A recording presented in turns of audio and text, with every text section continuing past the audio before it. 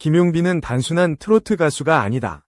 그는 무대에 서기만 해도 시선을 사로잡고 한 소절만 불러도 가슴을 울리는 힘을 지닌 아티스트다.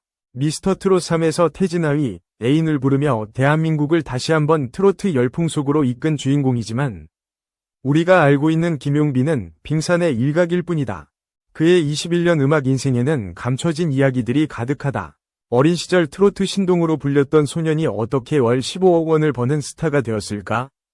그가 오랜 무명 생활을 겪은 이유는 무엇이며 현재 트로트계의 슈퍼스타로 자리매김하게 된 비결은 무엇일까? 그리고 그의 출연료는 도대체 얼마일까? 오늘 우리가 몰랐던 김용빈의 10가지 비밀을 낱낱이 파헤쳐본다. 1. 김용빈의 어린 시절, 트로트 신동으로 불리다. 김용빈은 1992년 9월 18일 대구광역시 수성구에서 태어났다. 또래 아이들이 만화영화를 볼 때 그는 라디오에서 흘러나오는 트로트 음악에 귀를 기울였다. 특히 할머니의 미용실에서 항상 트로트 음악이 흘러나왔고 그는 자연스럽게 이를 따라 부르며 트로트를 자신의 언어처럼 받아들였다. 어린 나이부터 노래 실력을 인정받아 학예회나 체육대회에서 무대를 장악하며 주변의 기대를 한몸에 받았다. 2. 2004년 남인수 가요제 최우수상 수상 후 정식 데뷔. 그의 가수 인생을 본격적으로 시작하게 한 계기는 2004년 남인수 가요제에서 최우수상을 수상한 일이었다. 당시 어린 나이에도 불구하고 깊은 감성과 완벽한 가창력으로 심사위원들을 감동시켰다. 이 대회를 통해 공식적인 가수 활동을 시작한 그는 방송 출연을 늘려가며 실력을 다졌다. 3. 미스터 트롯 3에서 태진아의 애인을 부르며 대중적 인기 폭발. 김용빈이 대중적으로 크게 주목받은 순간은 미스터 트롯 3에서 태진아의 애인을 부른 무대였다. 그의 부드럽고 애절한 음색과 섬세한 감정 표현은 심사위원들과 관객들을 단숨에 매료시켰다. 방송 이후 그의 무대 영상은 폭발적인 조회수를 기록하며 대한민국을 떠들썩하게 만들었다. 그는 트로트계의 새로운 강자로 떠오르며 단숨에 스타덤에 올랐다. 4. 10년 넘는 무명 생활을 이겨내고 다시 찾은 기회. 김용빈은 어린 시절부터 가수로 활동했지만 그 과정이 결코 순탄치 않았다. 긴 무명 생활 속에서도 그는 포기하지 않고 작은 무대에서 노래를 부르며 실력을 갈고 닦았다. 결혼식 축가, 지역 행사, 심지어는 밤무대에서도 노래를 하며 가수로서의 삶을 이어갔다. 미스터 트롯 3 출연은 그에게 다시 한번 인생을 바꿀 기회를 제공했다. 5. 김용빈의 현재 월 수입 공개. 현재 김용빈의 월 수입은 15억 원 이상으로 추정된다. 방송 출연료만 회당 1200만 원이며 광고 계약, 행사, 유튜브 수익 등을 합하면 국내 최정상 트로트 가수들과 어깨를 나란히 할 정도다. 최근 그는 유명 건강식품 브랜드와 10억 원 규모의 광고 계약을 체결하며 브랜드 가치를 더욱 높였다. 6. 힘들었던 순간, 가수를 포기할 뻔했던 시간. 김용빈도 한때 가수를 포기하려고 했던 적이 있다. 경제적 어려움과 무명 생활의 고통 속에서 그는 음악을 계속해야 하는지 고민하기도 했다. 하지만 팬들의 응원과 음악에 대한 열정이 그를 다시 일어서게 만들었다. 7. 팬들과의 소통을 가장 중요하게 생각하는 가수. 그는 팬들과의 소통을 최우선으로 여긴다. SNS를 적극 활용하며 팬들과 지속적으로 소통하고 있으며 라이브 방송을 통해 직접 노래를 불러주는 등 팬 서비스를 아끼지 않는다. 그는 팬들을 단순한 관객이 아니라 함께 음악을 만들어가는 존재로 여기고 있다. 8. 전국 투어 콘서트 티켓 매진 행렬. 그의 인기는 전국 투어 콘서트 티켓 매진 행렬에서도 확인할 수 있다. 티켓 오픈과 동시에 전석 매진이 될 정도로 그의 콘서트는 폭발적인 인기를 끌고 있으며 트로트의 새로운 역사를 써내려가고 있다. 9. 글로벌 시장 진출을 목표로. 김용빈은 국내뿐만 아니라 글로벌 시장에서도 트로트를 알리고 싶다는 포부를 밝혔다.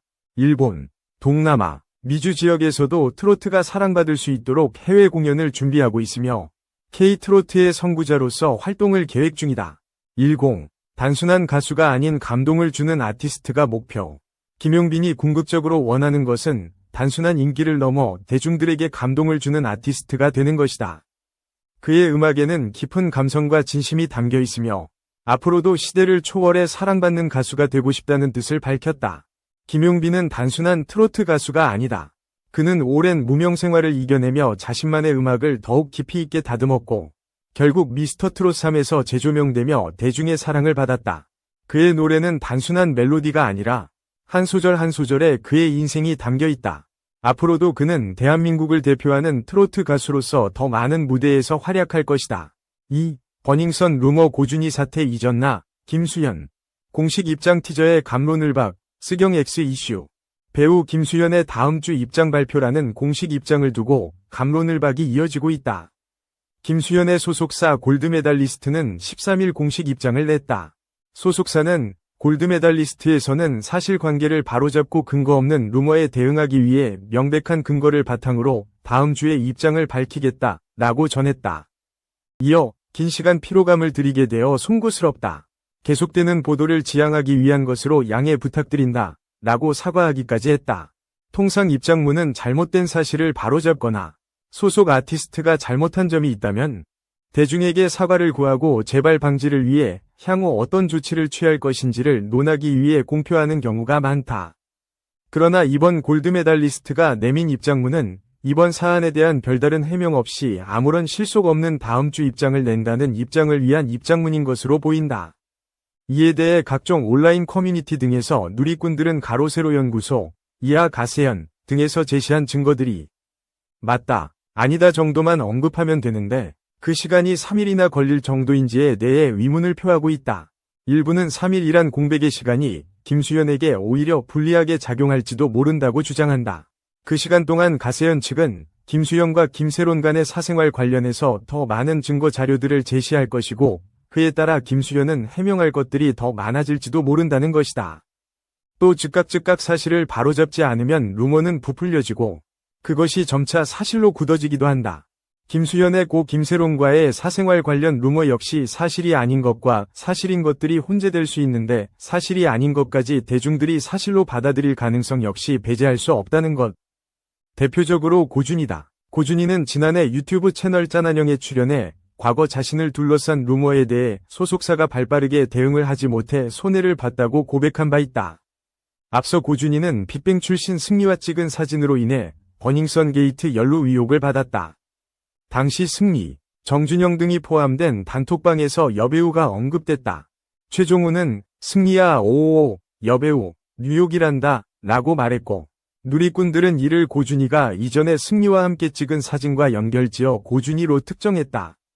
고준희는 해당 방송에서 그때가 2015년도 당시 제가 뉴욕을 많이 왔다 갔다 했다.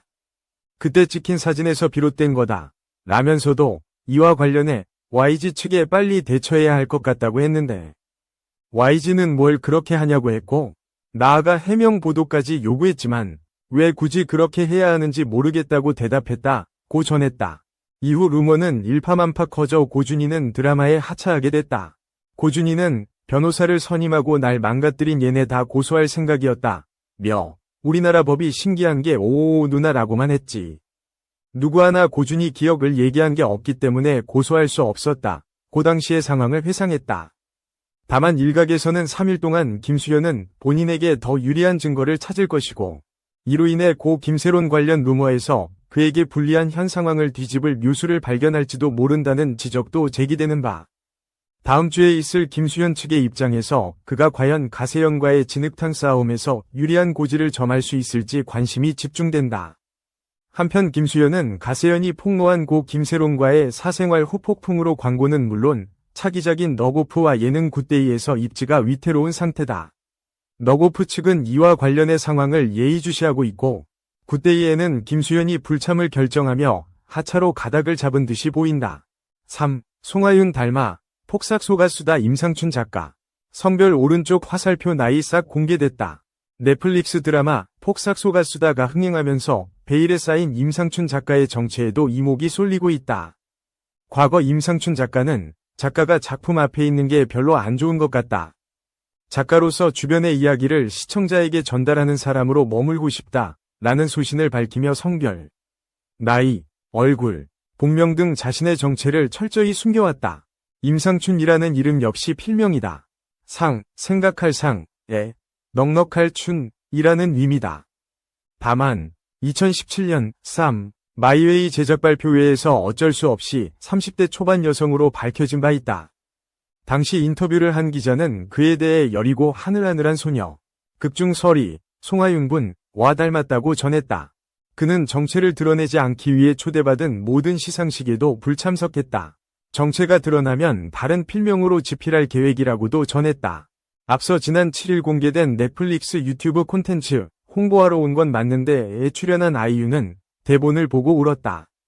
작가님과 가까워지고는 눈물 셀카를 보내기도 했다. 라며 임 작가와 주로 문자로 연락한다는 것을 암시하기도 했다. 하지만 12일 뉴스엔 보도에 따르면 임상춘 작가는 미모의 기운 여성으로 밝혔다. 한 드라마 제작자는 임 작가에 대해 서울 마포구에서 남편과 함께 살고 있다.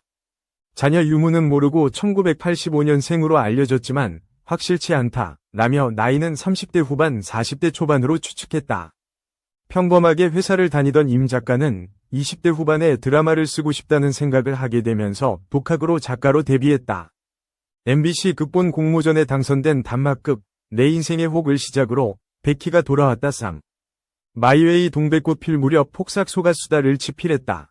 대다수의 작품이 크게 흥행하며 스타 작가 대열에 이름을 올렸다.